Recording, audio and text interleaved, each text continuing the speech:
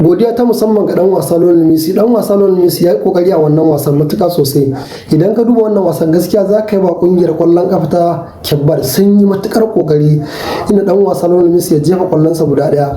Sannan tsibirin Kebbar suka warware wannan ball din aka tashi ma'ana aka je 90 ne ana 1-1. Idan ka duba wannan wasan gaskiya za ka yi ba kungiyar matuƙa sosai inda aka tafi extra time wanda abun mamaki ne wannan kungiyar wanda da yawa mutane sun yi mamakin cewa wannan kungiyar ba ma lalle sai an je extra time ba, amma kungiyar kwallon kafa ta Kebbar ta wahalar da kungiyar kwallon ta kasar Argentina matuƙa sosai inda dan wasa Lionel Messi ya yi kokari a wannan wasan matuƙa sosai.